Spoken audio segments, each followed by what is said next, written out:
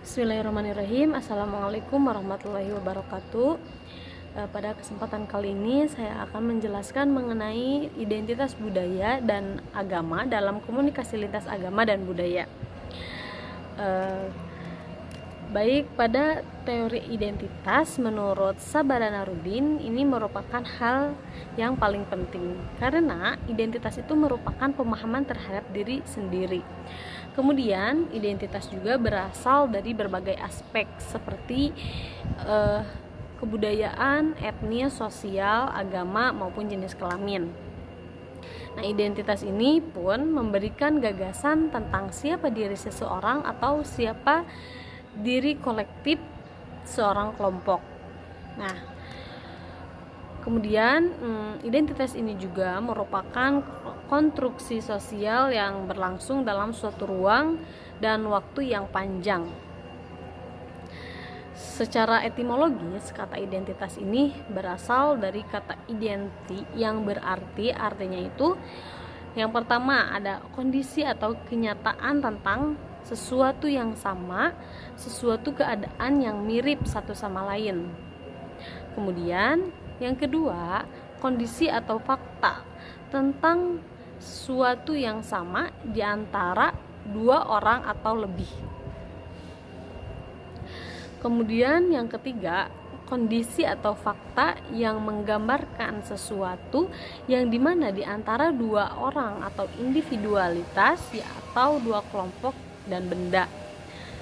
Dan yang keempat, pada tatanan teknis, pengertian etimologis di atas hanya sekedar menunjukkan suatu kebiasaan untuk memahami identitas dengan kata identik. Misalnya menyatakan bahwa sesuatu itu mirip satu dengan yang lain. Sedangkan pada tatanan hubungan manusia, identitas itu memiliki arti membuat sesuatu menjadi identik atau sama. Misalnya mempertimbangkan sesuatu itu sama artinya dengan melihatkan peluang. Kemudian menghubungkan atau membuat sesuatu menjadi lebih dekat. Selanjutnya, kasus psikoanalisis menggunakan istilah identifu yang untuk menerapkan rincian aspek-aspek psikologis yang dimiliki seseorang dan membandingkannya dengan aspek-aspek psikologis yang dimiliki orang lain. Kemudian untuk teori identitas budaya itu sendiri yaitu dapat berarti suatu karakter yang membedakan suatu individu maupun kelompok dari individu maupun kelompok lainnya. Nah, dengan demikian identitas ini berarti ada dua makna ya, yaitu hubungan persamaan dan hubungan perbedaan. Hubungan persamaan di dalam identitas ini muncul saat suatu individu memiliki kesamaan dengan individu lainnya. Kemudian identitas budaya terjadi saat sebuah kelompok menciptakan sistem sosial budaya yang digunakan makna yang diberikan pada simbol, gagasan tentang apa yang dipandang layak dan tidak layak proses pembelajaran simbol dan norma itu. Kemudian memiliki historis dan mulai menurunkan simbol-simbol dan norma-norma pada anggota baru.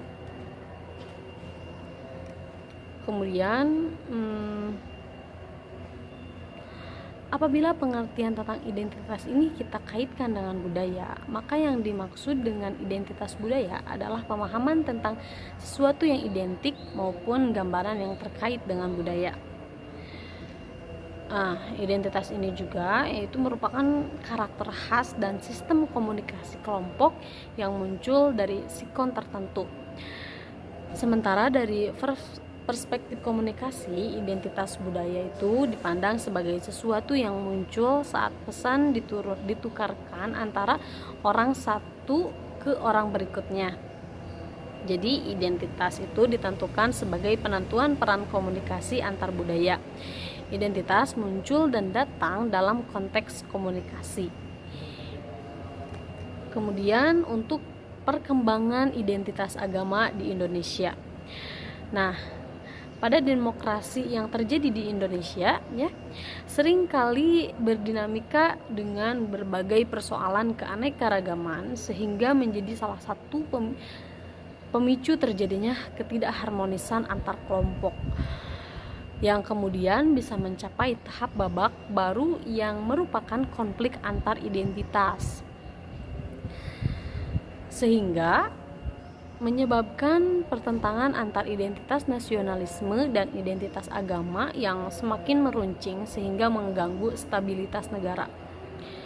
Kemudian, identitas agama juga merupakan suatu hal yang dapat menjadikan setiap individu mampu memanfaatkan kapasitas berpikir analitik, sehingga setiap individu ini mampu untuk mempertanyakan keunikannya serta nilai-nilai yang ada untuk memperkuat identitas agama dari setiap individu. Nah, identitas agama ini sendiri merupakan percabangan neurologi dan sosial yang dapat membentuk individu untuk memiliki cerita tentang dirinya yang koheren.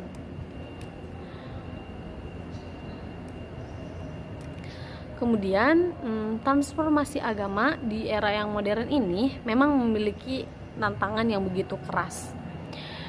Penyebabnya ialah karena liberasi dan demokrasi yang merupakan nilai-nilai modernisasi ini selalu dianggap sebagai produk yang lahir di barat, sehingga hal ini tidak disediakan tempat di dalam agama. Nah, untuk tetap mempertahankan tradisi agama dalam kemajuan modernisasi, yaitu dengan adanya kemajuan dari masing-masing individu untuk membuka diri, menghadirkan pluralitas dengan tujuan untuk menjaga keteraturan serta keselarasan dalam hidup bersama, serta dapat menjaga kerukunan antar umat beragama. Kemudian Kunto Wijoyo menawarkan sebuah sikap objektivitas untuk menerjemahkan nilai-nilai internal kepada kategori objektif.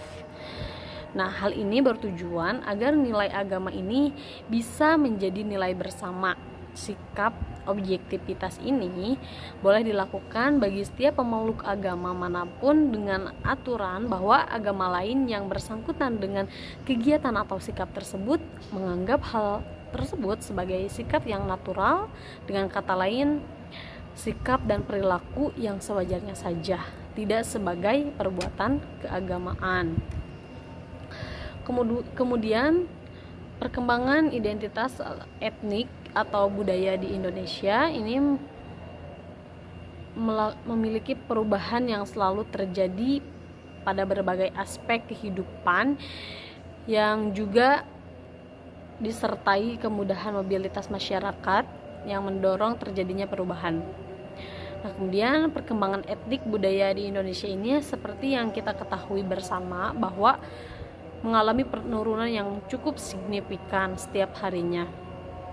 Terdapat dua faktor yang menjadi penyebab terjadinya perubahan sosial atau budaya di Indonesia, yakni yang pertama yaitu kekuatan dari dalam masyarakat atau faktor internal. Kemudian yang kedua adalah kekuatan dari luar masyarakat atau bisa dikatakan sebagai faktor eksternal. Nah, faktor internal ini bergantian generasi sehingga tidak ada generasi yang melanjutkan dari kebudayaan nenek moyang, sehingga itu menjadi adanya penurunan di dalam itu ya. Kemudian faktor eksternal yaitu pengaruh budaya luar yang menyebar dalam kebudayaan yang telah ada, seperti kebudayaan dari luar itu yang sekarang lagi berkembang, lagi modern, lagi tren, yaitu K-pop. Nah, K-pop ini masuk ke Indonesia dan menyebar di Indonesia sehingga kebudayaan Indonesia tertinggal gitu, terlupakan.